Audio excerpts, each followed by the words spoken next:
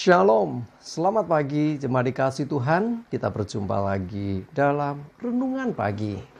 Mari pagi hari ini kita akan bersama-sama merenungkan firman Tuhan. Supaya dengan firman Tuhan hidup kita akan terus dituntun Tuhan.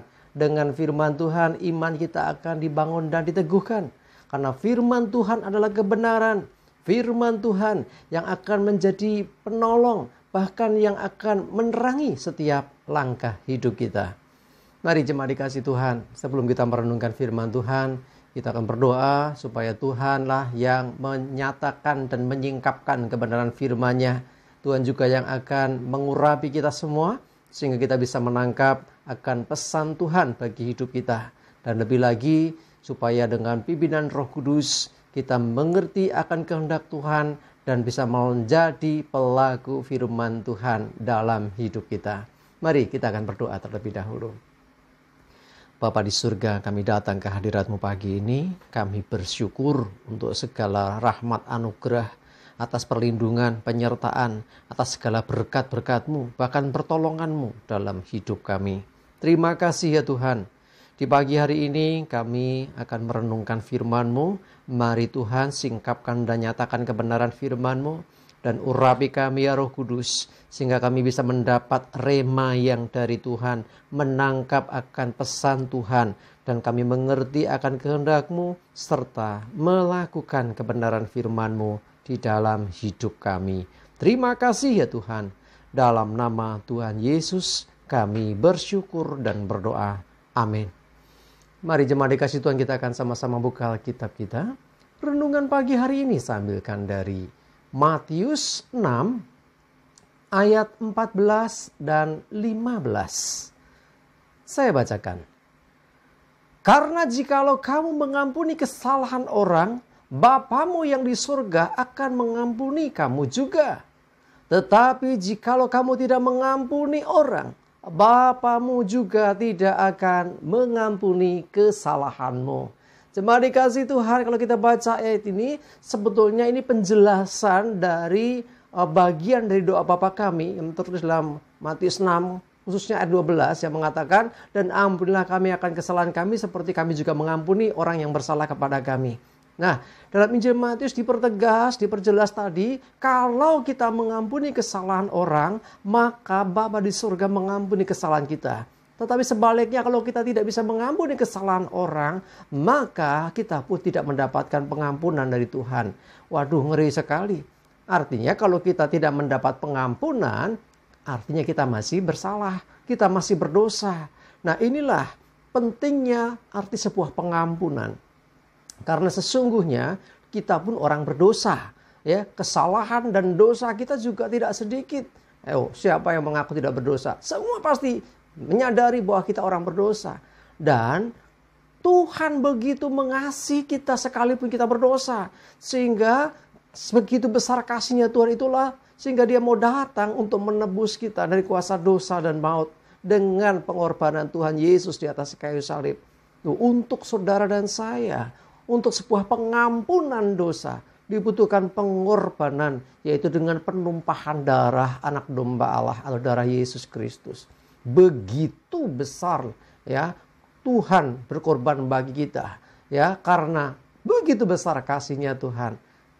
Bagaimana dengan kita terhadap sesama kita, terhadap saudara kita, ketika mereka melakukan sesuatu yang salah kepada kita, mereka melakukan kesalahan, apakah kita tidak bisa mengampuni? Wong kita juga berdosa aja diampuni Tuhan. Semestinya kita pun juga berbuat demikian.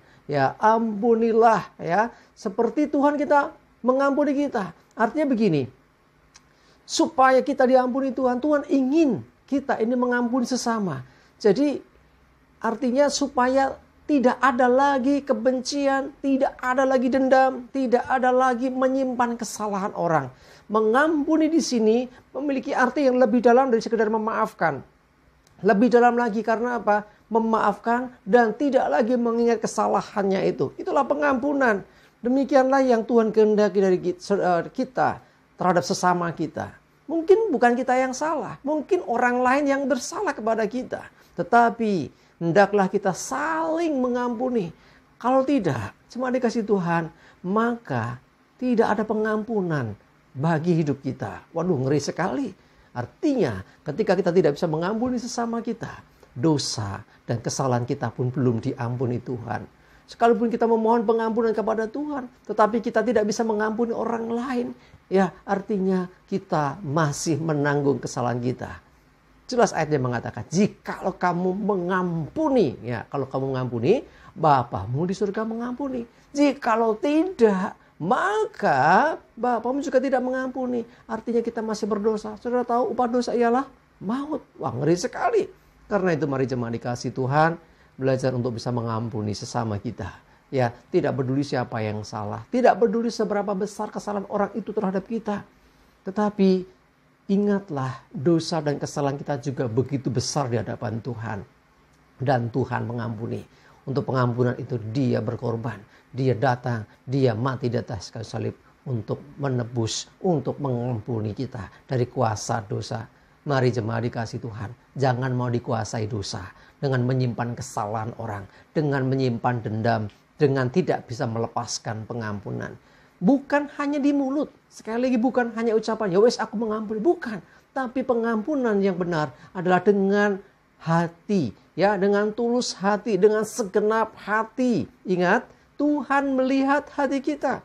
Kita mengatakan, ya wes tak ampuni, ya wes tak apuro, istilah jarang Jawa ya, tak apuro kesalahanmu. Tetapi kalau itu hanya di mulut, maka semuanya tidak berarti. Karena Tuhan melihat sampai kedalaman hati kita. Hendaklah kita ketika mengampuni orang, itu dengan segenap hati. Ya, mari jemaat dikasih Tuhan, saya mengajak kita semua, ya cepat atau lambat, kita akan bersentuhan dengan orang yang mungkin mengecewakan kita, yang mungkin juga menyakiti kita. Bahkan yang membuat kesalahan dan dosa terhadap hidup kita. Begitu pula dengan kita terhadap orang lain. Intinya adalah mari saling mengampuni kesalahan. Karena dengan demikian Bapa di surga juga mengampuni kita. Dan itulah kehidupan anak-anak Tuhan. Di mana ada kasih di dalamnya. Di mana ada pengampunan di dalamnya. Dan bukan dendam. Bukan kebencian. Bukan ingin membalas kejahatan dengan kejahatan. Tapi dengan kasih. Dengan setiap perbuatan yang baik. Mari jemaat dikasih Tuhan, nyatakan kasih Tuhan melalui hidup kita dengan kita memiliki hati yang penuh kasih dan pengampunan terhadap sesama. Amin. Kita berdoa. Tuhan, terima kasih, kami bersyukur untuk firman-Mu pagi ini. Kami menyadari Tuhan, seringkali kami pun bersalah kepada orang lain. Dan kami kadang bersentuhan dengan orang lain yang mungkin jahat terhadap kami. Tapi hari ini kami belajar untuk kami mengampuni kesalahan orang lain. Mengampuni sesama kami. Kami tahu Tuhan, tanpa kami bisa mengampuni orang lain, maka kami belum beroleh pengampunan dari Tuhan. Tetapi kami percaya Tuhan, oleh anugerah, oleh kasih dan pertolongan Tuhan, kami bisa mengampuni sesama kami. Terima kasih Tuhan, kami bersyukur, kami berdoa menyerahkan hari ini hidup kami, tuntun sertai kami ya Tuhan, dan jauhkan celaka mara bahaya, damai sejahtera sukacita, segala berkat yang terbaik, segala rahmat anugerah menyertai kami semua. Terima kasih, dalam nama Tuhan Yesus kami bersyukur dan berdoa. Amin. Mari jemaat dikasih Tuhan, tetap semangat, maju terus dalam iman dan pengharapan. Masih libur ya, selamat berlibur bersama keluarga. Tuhan Yesus memberkati kita semua. Amin.